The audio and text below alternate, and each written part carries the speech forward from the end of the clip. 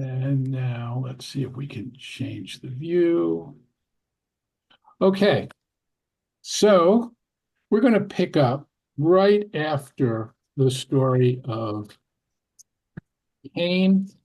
We are going to pick up with verse 13, going back to the end of the story of Cain. That's chapter 4 in Genesis, verse 13. So Cain is actually verse 12. Cain is told now that he will become na vinad, which is translated here as ceaseless wanderer, right? This idea of the wandering Jew, right, who is driven from place to place. The early church, very anti-Semitic, and said that that was our punishment, the Jewish people's punishment, for not accepting Jesus. And in fact, according to some of the Gospels, for being responsible for Jesus's death. And so we are cursed to be the wandering people without a home, and we deserve what we get as a result. That idea is in some ways a midrash on what is said to Cain, that he will be a wanderer and therefore very vulnerable. And he is given this mark on his head. I'm saying on his head, but actually, I don't think it says that. It just says, where are we? A mark on Cain, right? Not on his head. So who knows what it means? Who knows where it is? Cain, in verse 13, responds by saying, my sin is too much for me to bear. My punishment, rather. My punishment is too much for me to bear. Being now, and one has a sense that he's going to be exiled from everything. And in fact, one gets a sense that feels he's exiled from God. He's truly going to be cut off. The word in Hebrew, it's gadol avoni, means so. Literally, not my punishment, but avon is a sin. My sin is too great for me to bear.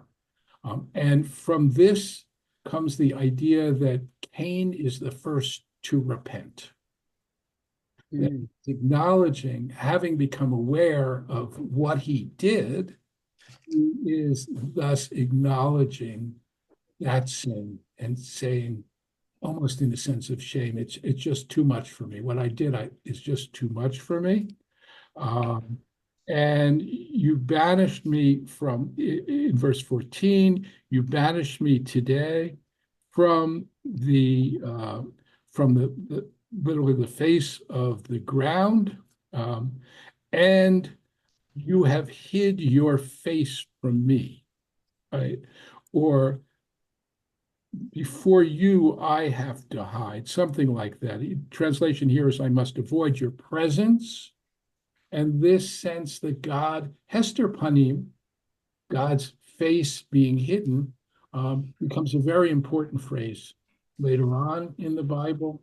This idea that God will turn away, and when God turns away, bad things happen. And one even language about the Holocaust this biblical idiom has been invoked. This idea that God, and if you think about the blessing, the priestly blessing, which is repeated when the Amidah is repeated each day, that God should raise God's countenance, his face to you, right? Shine God's countenance upon you. This is the opposite of Hester Panim, of hiding God's face. And here Cain clearly feels that he is being exiled from God, and therefore anyone could kill him, whoever finds him. Ironically, having murdered, he's now afraid himself of being murdered. And God since Cain, I think, has repented, God showing compassion here. He says, I will give you a sign. People will recognize who you are and that I am protecting you, right?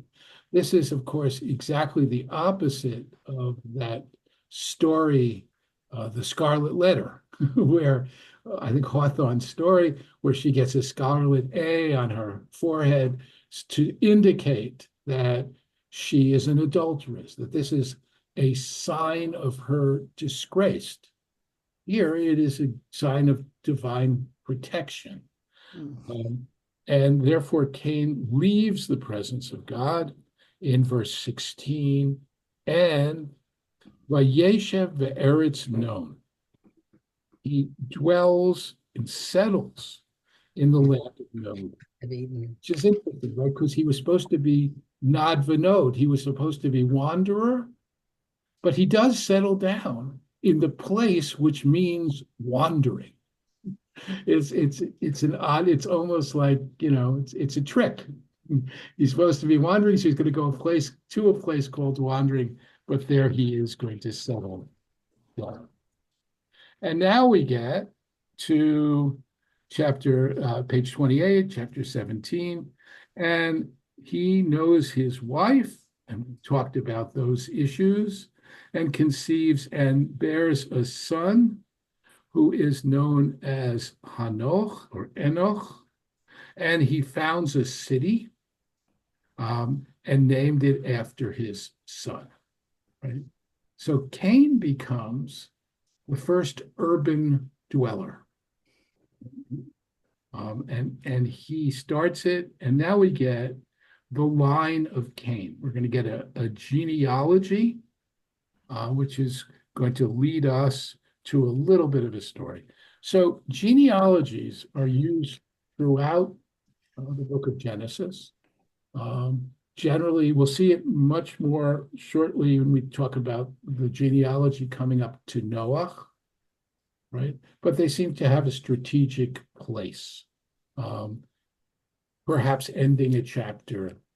And they are also meant to kind of explain, if people are going to settle out in the world, so how do various things that people do get started?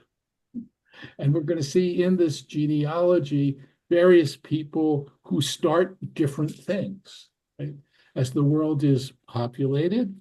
So Cain has Enoch. Enoch has, and it just goes right down, Irad. Irad is the father of Metuyael. Metuyael has Lemach. And now we get a little story about Lemach. So Lemach has two wives.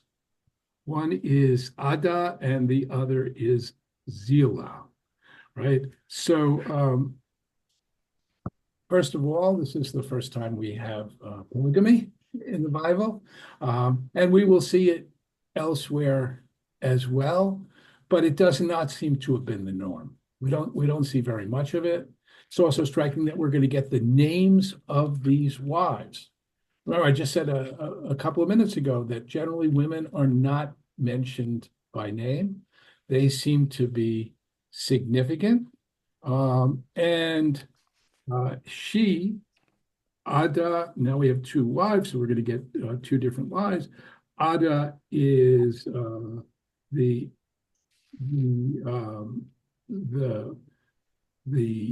mother of Yabal, and he is the ancestor of those who are herdsmen, well in tents and amidst herds, and his name, I'm sorry, is wait a minute, Yaval, and then his brother is Yuval, and Yuval is the ancestors of the musicians.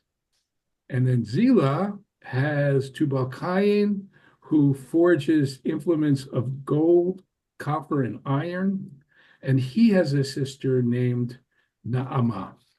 So here we get women. It's an unusual list in that sense. We're not going to see it again. As we look at the next genealogy, we won't see women listed in it at all. And now we get this what is really a little poem.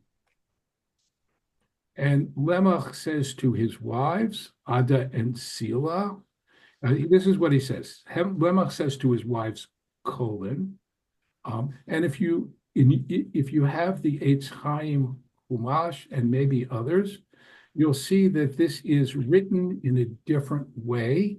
It's indented. The lines are indented because this is biblical poetry. This is apparently a snippet of a larger ancient epic. And one of the things you know about biblical poetry, sometimes it has some kind of meter, but generally not. But it consists of parallel phrases which say the same thing twice using different language. That's what indicates. And sometimes the second one, not always, sometimes it intensifies the first. So it says, Nishe lemach ha'azina imrati. Daughters of wives of Lemach, listen to my speech, to my voice. I'm sorry, I skipped the line. Adam v'shila shma'a koli. Adam and Zillah, listen to my voice. O wives of Lemach, give ear to my speech. I have slain a man for wounding me and a lad for bruising me, right? Man and lad, wounding and bruising. And then the culmination, if Cain is avenged sevenfold, then Lemach 70. So he's kind of boasting here.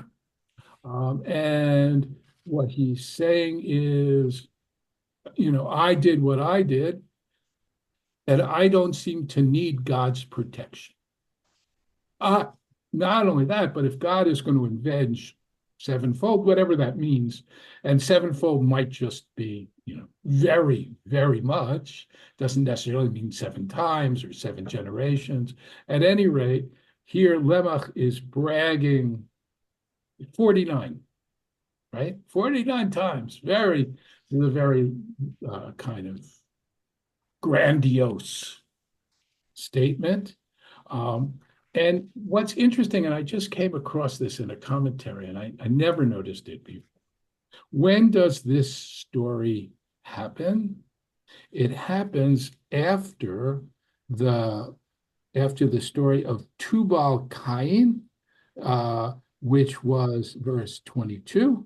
And what did Tubal Cain do? He forged implements of copper and iron. Well, if you have iron, you have a sword. And if you have a sword, you can take care of yourself. And there is a sense here that perhaps this accounts in part for this sense that Lemach has almost of being, I'm losing the word, but, he can take care of himself in the most extreme ways. This is kind of stuck in here. Hard to know. It's part of this genealogy, and it may be a part of an older genealogical tradition. Remember that the Bible is made up of a variety of different sources. You almost get a sense that this was cut and pasted in here from another ancient epic. At any rate, we come back. We're done with Cain and with his line, and of course Abel as well. So we need some more people, and here we get Vayada Adam od et ishto. Adam knew his wife again, and she bears him a son, whose name is Seth, right? Or Seth. Most of these names don't actually get used anymore, right? Here, there are Seths around in the world. I don't know anyone who named their kid Tubal Cain, but Seth seems to make it, meaning God has provided me another offspring in place of Abel, where Cain killed him. And this is, I think, a very hopeful and optimistic verse, as somehow they are. What could be more horrible, not only than having your son murdered, but having your son murdered by your other son, and then having that son go into exile. And nonetheless, go on with their lives, and they have another child. And it is at this point, Seth has a son, and his name is Enosh. Um, Enosh is a name that's usually used, like Adam, to refer to humanity.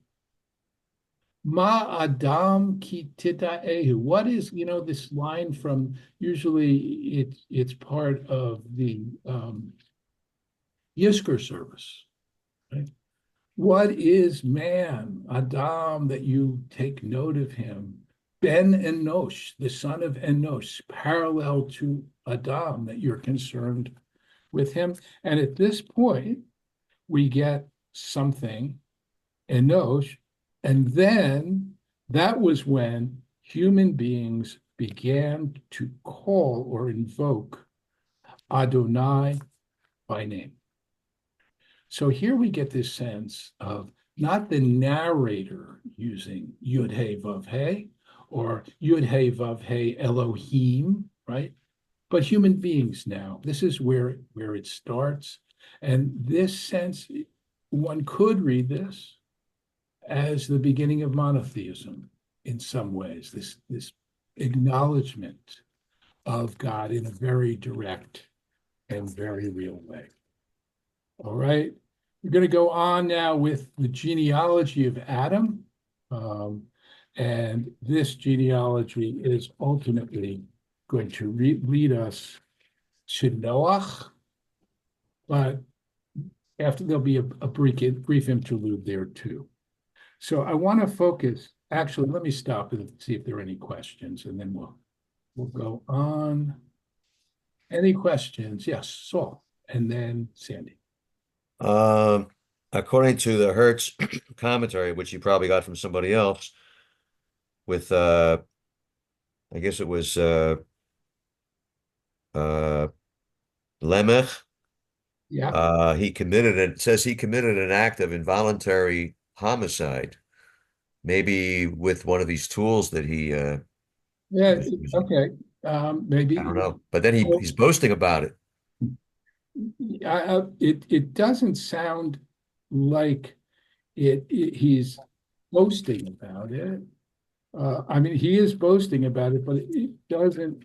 He says that this person did something to him.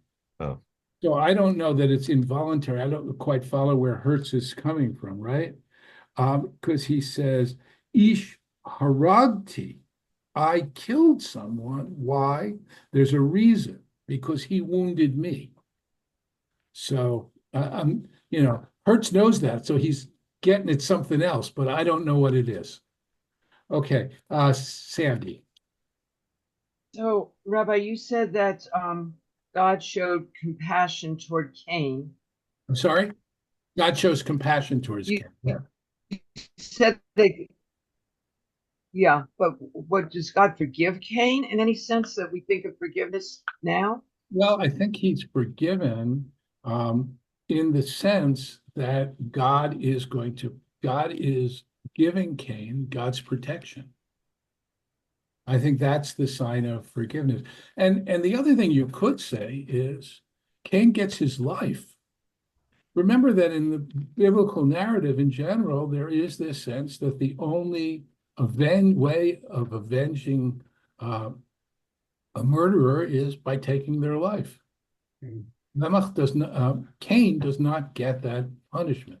Now, of course, it will wipe out the rest of humanity if he does, right? So but I think there is a sense here that this is divine compassion and that God is not hiding God's face from Cain. So yes, I mean you can say it isn't enough, and it can't even know what he was doing and all of that. But I think it's fair to read this as a kind of forgiveness. Remember that forgiveness is not without consequences. God forgives the people repeatedly, but also punishes them. We see that, certainly in Numbers. Okay. Anybody else before we jump into this genealogy? All right, I'm going to switch the view back. Okay, so chapter 5. Zeh Sefer Toldot Adam. This is the record of Adam's line. Now we're going to get a genealogy that will go from Adam to Noah. And it's going to be significant. There'll be 10 generations until Noah. Significant because then we'll have the flood, and then 10 generations again, and we'll come to Abraham, Avram. So there's a definite pattern here. At any rate, it says, it reiterates, this is the line or the record of Adam, and God created Adam in his likeness, male and female, and God blessed them and called them, God named them Adam on the day that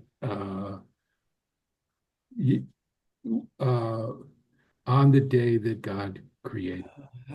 Creation. Right. So this line, this is the line of Adam, is the basis for a wonderful dispute between Ben Azai and Rabbi Akiva, two great rabbinic sages. And the question is, what is the most important line in the Torah? If you wanted to get it down to one verse, and you say, that is the best verse, the most important verse, Rabbi Akiva, this will not surprise you, V'ahavta l'reacha kamocha. You should love your neighbor as yourself. And Rabbi Akiva is all about love and God's love, and how we have to show that God's love. But Ben Azai says, no, the most important line is, this is the line of Adam, which is really surprising, right? But of course, this midrashic dispute doesn't quote the rest of the verse, whereas it's expected, as we often see in rabbinic sources, we're expected to know it. But let's read it. This is the record of Adam's line. When God created humanity, God made him in the likeness of God, male and female. So the central thing here, and it's reiteration of Genesis chapter 1, is that human beings are made in God's image. As Azai says, that is the most important verse in the Torah. And I think Ben Azai is correct, right? Well, at least he beats out Rabbi Akiva. I don't know if he's correct. It's the most important verse in the Torah. If you see in every human being the likeness of God, then certainly you'll love them as yourself. It's much more fundamental than that. This idea that every person you encounter, how does that change how you encounter a person, how you think about it? Think about the guy, the homeless guy on the street, and you look at him and you say, that's God's image. And look what's happened to God's image, and what can I do about that? Right? It's so fundamental to a general orientation. Yes, love your neighbor as yourself, but even more so, see every person in God's image. Okay, now we get the line, and we're going to get this straight, repetitive statements, one after another, with one exception, which we'll see at the end. So what happens?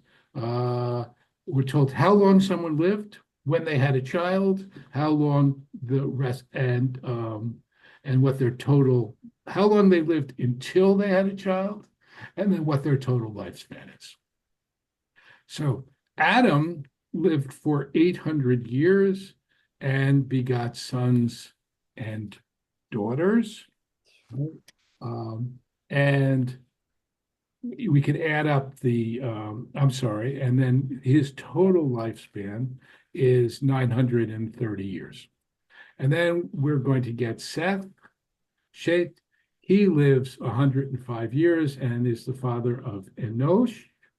And after the both of Enosh, he lives 807 years, and his total lifespan is 912, and Enosh lives for 90 years, right? And he is the father of Canaan and lives for 850 years, and he has sons and daughters. They all are having sons and daughters. And we don't know much about them, but we know about their sons, or at least one of them.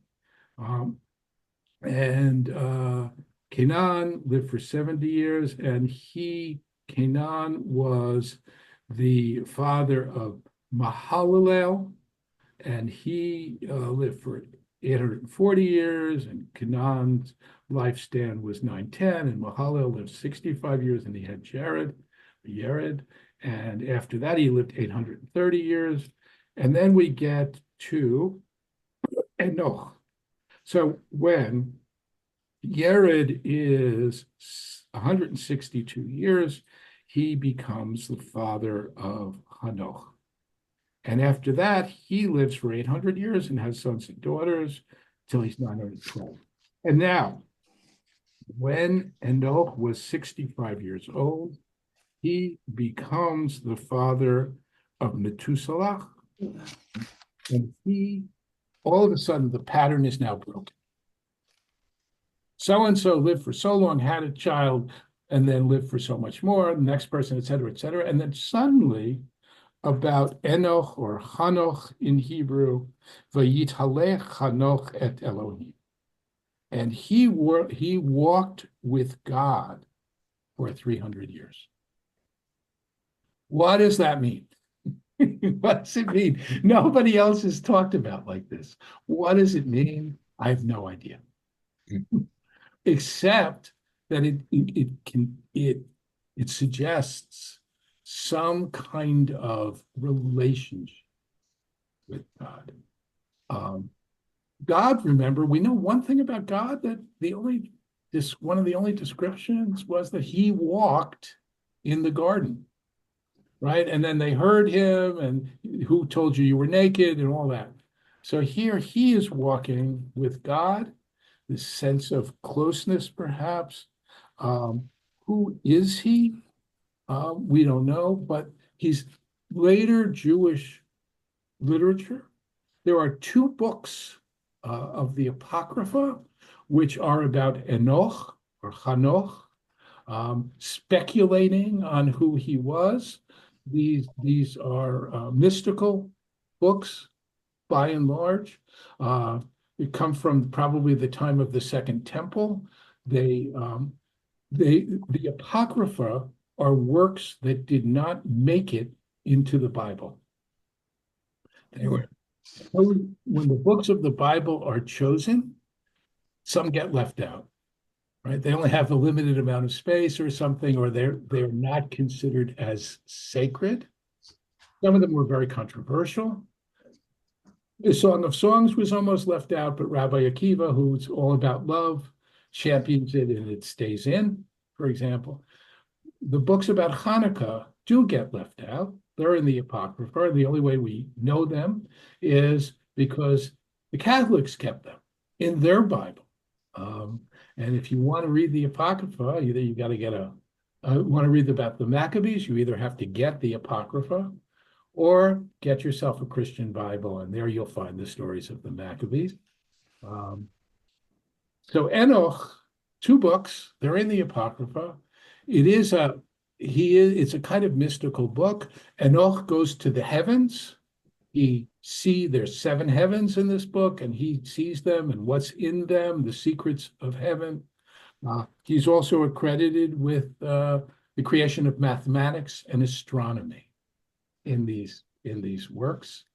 And then the most interesting thing about him is he has sons and daughters. He lived 365 years. Interesting in itself because it is the solar year. Maybe that's part of why he gets credited with astronomy. Again, he walked with God, and then finally, at the end, ve'enena, and he was no more. Now, what's striking about a Nena, he was no more, is everybody else, it says they died. Mm.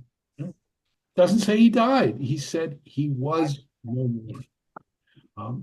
And this really is suggesting, the fact that perhaps he's not dead, or didn't die, or died in a very different way.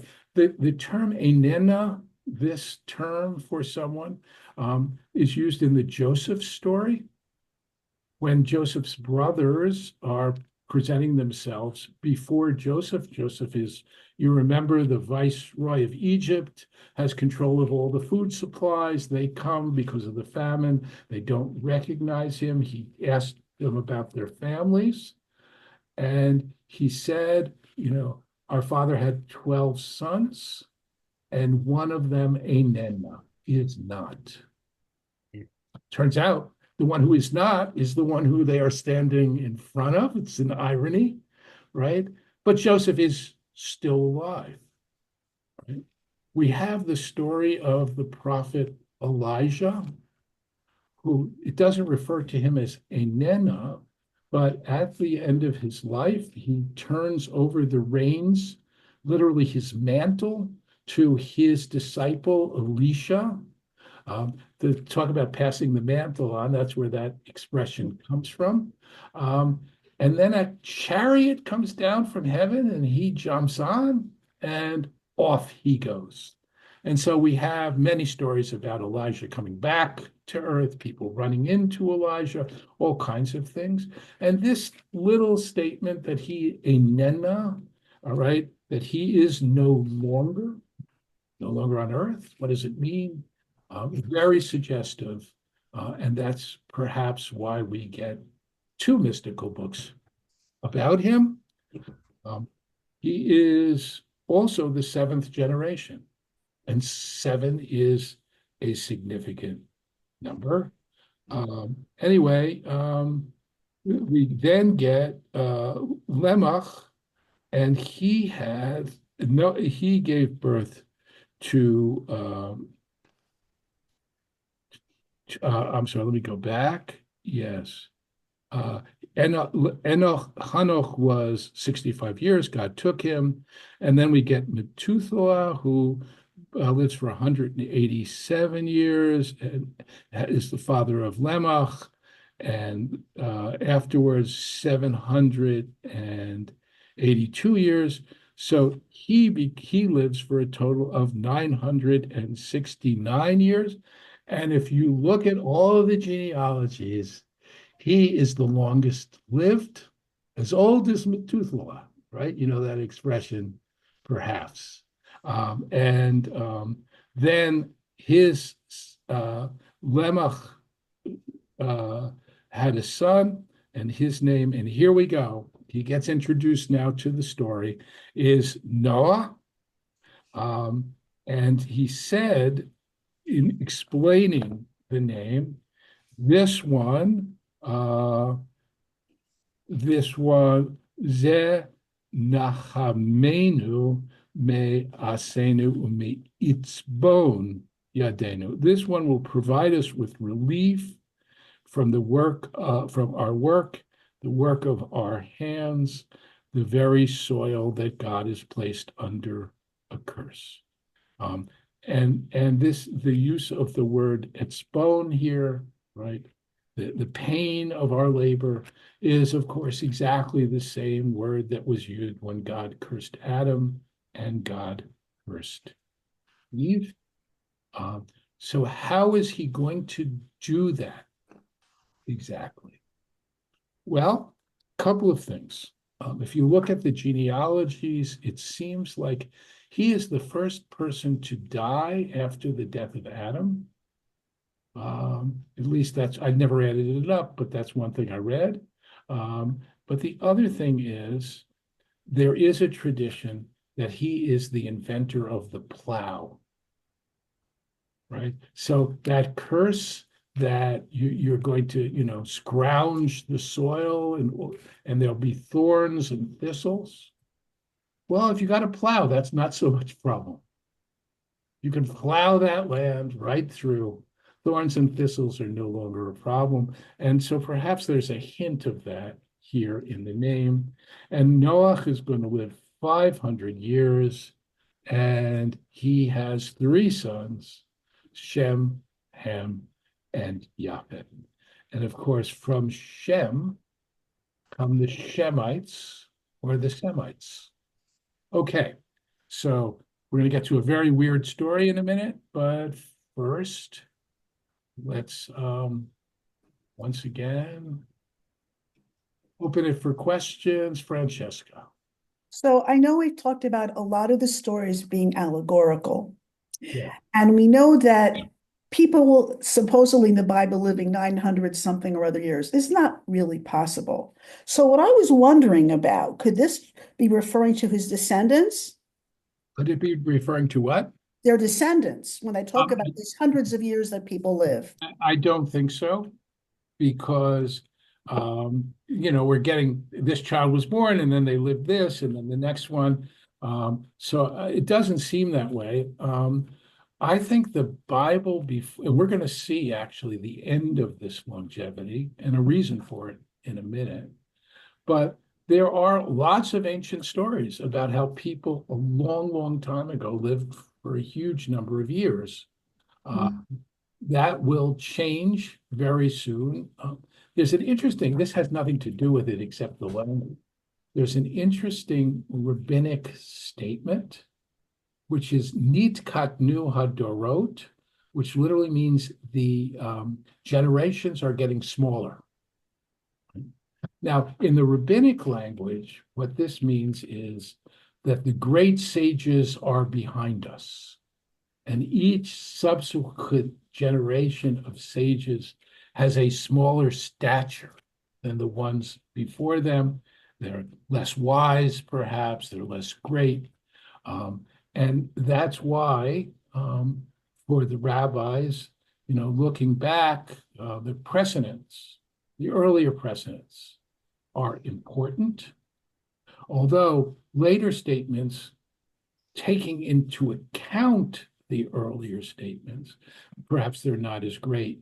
There's a statement, they were giants, but we stand on the shoulders of giants, right? We have the advantage of all that they knew. But this idea of shrinking generations is a little like this as we move from this point onward. Other ancient traditions of other ancient peoples also tend to talk about extremely long-lived ancestors. You might even think that God, who is immortal, those who are closer in time to the creation of Adam, who is in God's image, perhaps have some part of that. Really hard to say, but I don't think it's allegorical. I don't think it refers to subsequent generations. Anything else before we go I on? have a hard time believing it, but I'll take your word for it. I don't think you have to believe it. Okay. And I think these numbers tend to be symbolic. Well, that's what I meant, really. It's not clear what we know. Certain numbers are very symbolic, right?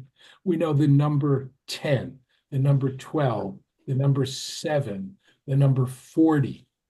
All of those become they're very symbolic. They recur again and again, and they seem to have, some of them at least, we're aware of what their significance is. 7, always a symbol of wholeness, completeness, right? The world is finished complete in 7 days, for example. 40 seems to be about transition. The world will be flooded, we will soon see, for 40 days and 40 nights. And then it will be reborn again as a period of transition. Our people wanders in the desert for 40 years before coming to the land of Israel.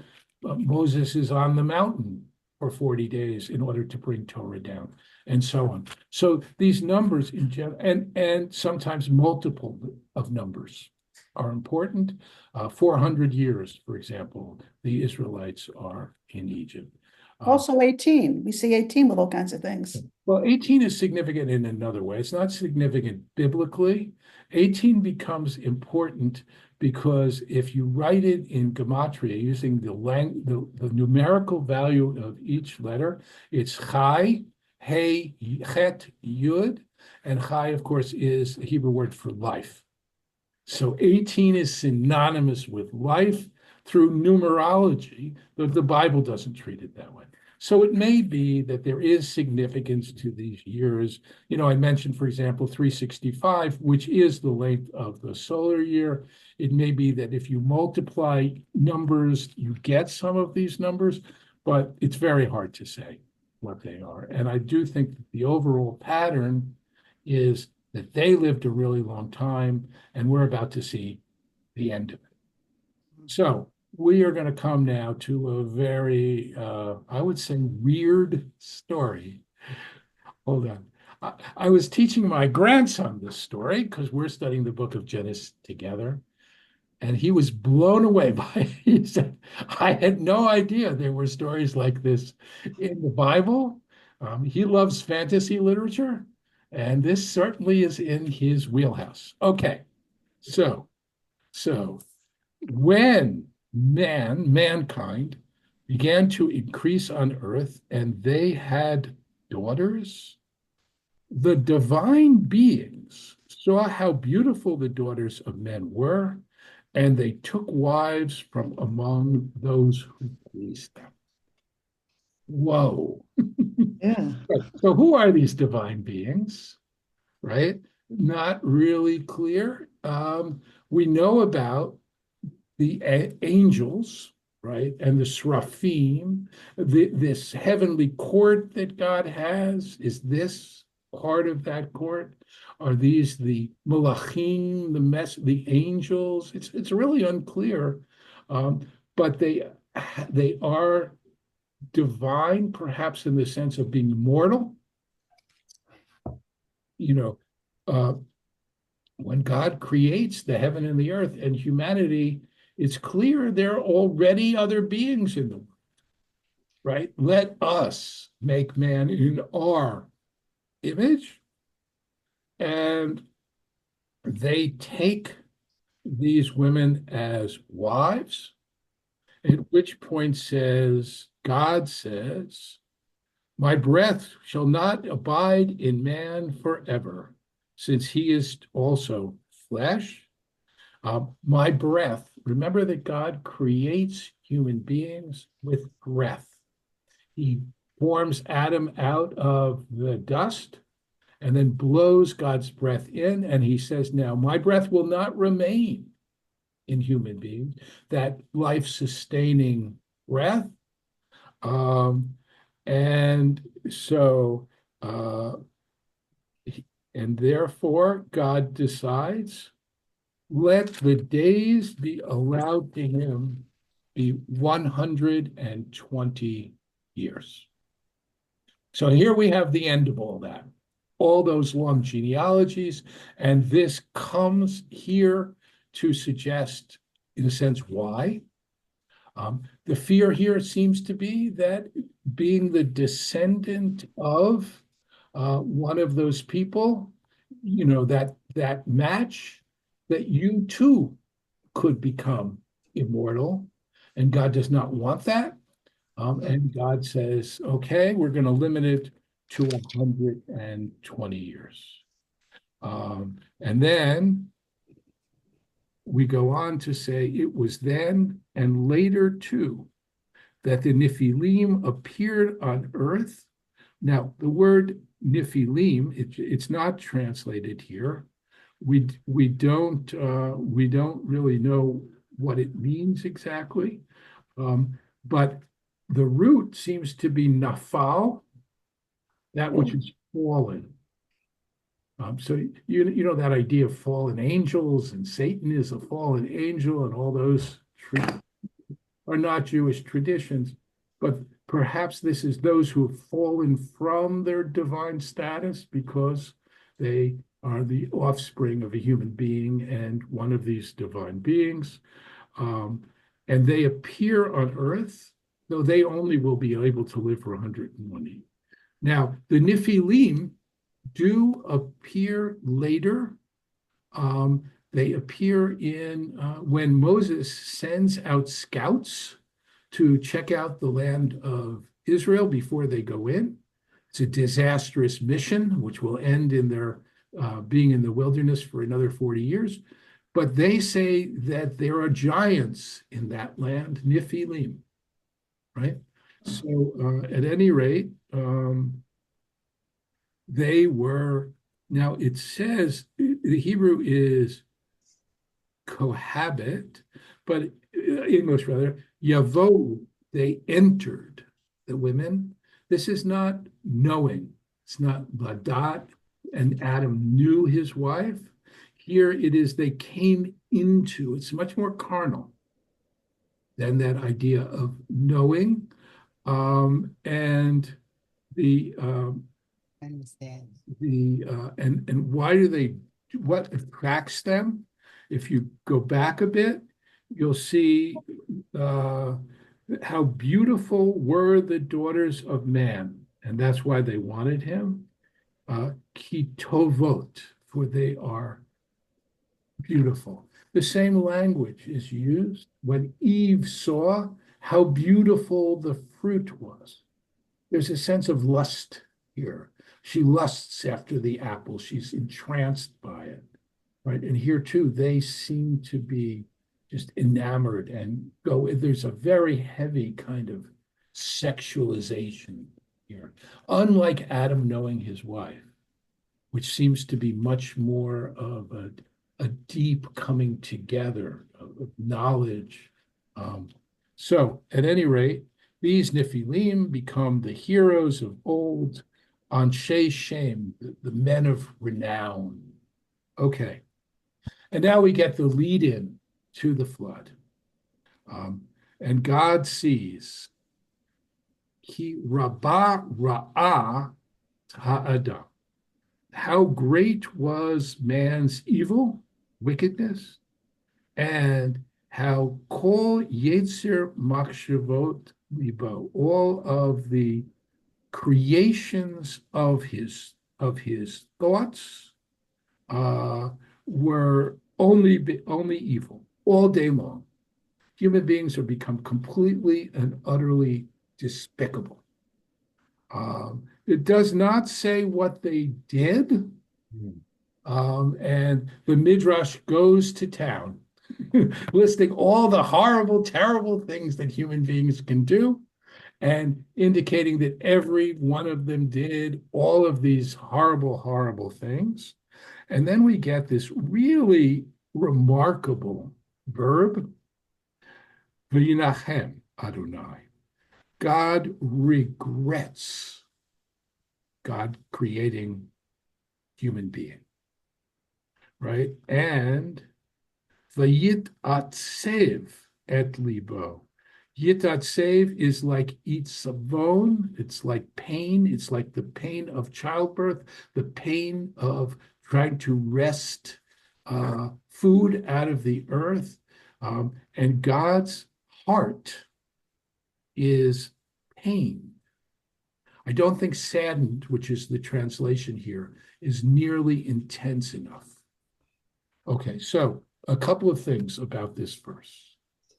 This is not the Greek notion of the unmoved mover, right? The God who has no feelings, the God who created things. This is a passionate God who can feel hurt and who can regret.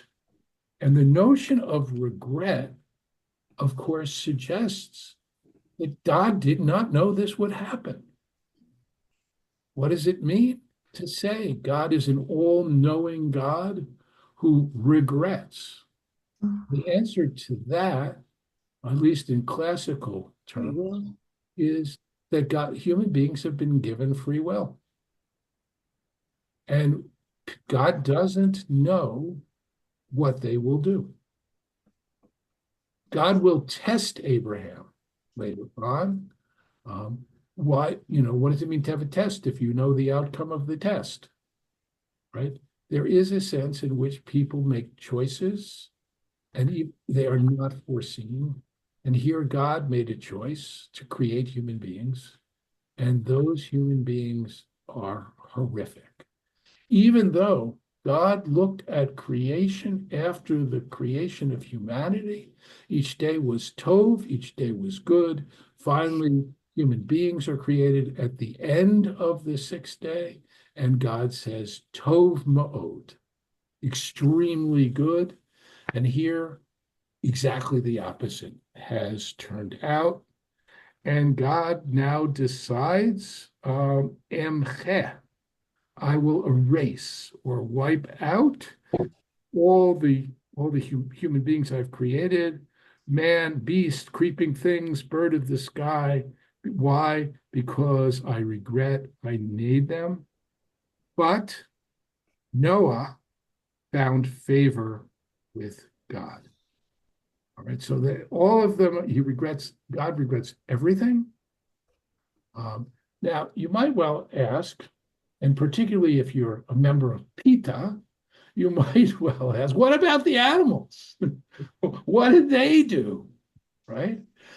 And by the way, we do have in the book of Jonah, which we looked at the end of the book, where God says, would I not spare the city with thousands of people who don't know their right from their left and many animals? Right? The sense that God would spare the animals, and here they're not. It's not clear. The species will get spared, as we know, they go into the ark and so on. But the rabbis also have a field day talking about what the animals do because they are bothered by this. And so they devise all kinds of sins for them too. Now, this is the end of the Torah reading. It's the Parsha, Bereshit. And it is, you'll see verse 8 of chapter 6. And then if we turn the page, then we're up to verse 9. And that's the beginning of a new Parsha, right? The Parsha which is known as Noach. So according to the Jewish way of dividing things end here. And then we'll pick up with verse 9, this is the line of Noah. The Christian division into chapters and verses doesn't do that. And I have to say, on a certain level, the Christian way of doing it makes more sense, right? Noah is born. God regrets that God made the earth, but Noah is good. And then we're going to get, this is what happened with Noah. So when the rabbis create the Parshiot and they divide it, what did they do? I want to suggest to you it's a cliffhanger. God says, I'm going to wipe out the whole world. But Noah finds favor. And now I want to know what's going to happen. Who is this guy? And we'll see. I thought we would get to the flood today. We did not. But I promise you, next week, not only will we get to it, we'll get through it. And probably to the Tower of Babel as well. Okay. I want to go back now in the view. Final questions. Hannah. Wasn't it people who decided how to divide the parashot? Wasn't it people who decided How to divide the parashot? how to divide what? All the sections of the. Yes. So it was dependent on their thoughts, how they wanted to. And the rabbis who divided it, that's my point. They wanted a cliffhanger, right? So they said, we'll end Bereshit here. Come back next week and find out what's going to happen. Yes, definitely human. The Torah itself, open the scroll, no chapters, no verses, no parshiot. It's just one, and no punctuation, which gives us the sentences, right? The trope, rather, gives us the sentences, tells us where each sentence ends. The Torah scroll itself has none of that. It is paragraphed to a certain extent. There are spaces, but not much more than that. So yes, it's all human beings. Other questions? anything at all about anything really that we've looked at now up to the flood. All right. Hearing now, yes, Saul. Let me unmute here. I saw a word here, and it Hertz does not even translate it properly or translate it at all. In chapter 6, verse 3, Vayomer Adonai lo yadon ruchi be'adam le'olam b'shagam. I'm not sure what that word means. Yeah, that's a great word. No, it's not. It's shegamhu. He also. Oh, gam. Yeah, it's it says shagam, Okay. but I don't. I mean, I'm not sure why the punctuation, and it's bisha, Yeah. but or bisha. I am certain though, and that's why they translated he too is flesh. Oh, Now, okay. I agree that it's a strange form. Bisha. No, you would expect shigamhu, right? Not sha. And what the bi is doing there, I think it's, you know what, the bi would be on account of, because gamhu, he also, bisha. But I'm just, get. I do think that's the word. That's what it's about. Okay. Anything else? All right. Have a great week. I will look forward to seeing you all next time. I will reiterate that if you want to sponsor, I really welcome it. And you can be one of the people who keeps this going. And the suggested amount was 180, but you don't have to pay anything at all. And if you want to, you'll see how to send the money to me in the email that I send out. Again, no obligation whatsoever. I'm thrilled to have you here. See you next week. Take care. Are we breaking for Thanksgiving? Are we breaking for Thanksgiving? The answer is yes. So I did last week send out a calendar. The truth is, though, that the only week that I will not be teaching is the Tuesday of Thanksgiving. Other than that, as of now, I plan to be teaching up to the end of the year and then into the next year, but I haven't figured out that part yet. Thanks for asking. Okay, everybody. Thank you, Rabbi. If you can't make it next week, have a Happy birthday. Happy birthday tomorrow. Happy birthday. Oh, Friday.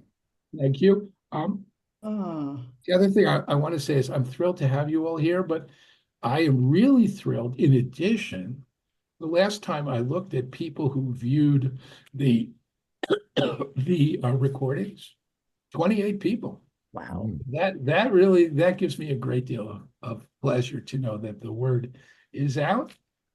And please, if you know anyone that you think might be interested, suggest either that they join us, or if they put them in touch with me, and I'll make sure they have a link. They're on my list for the recordings as well. All right. With that, have a great week, everybody. See you next week. Shabbat tov.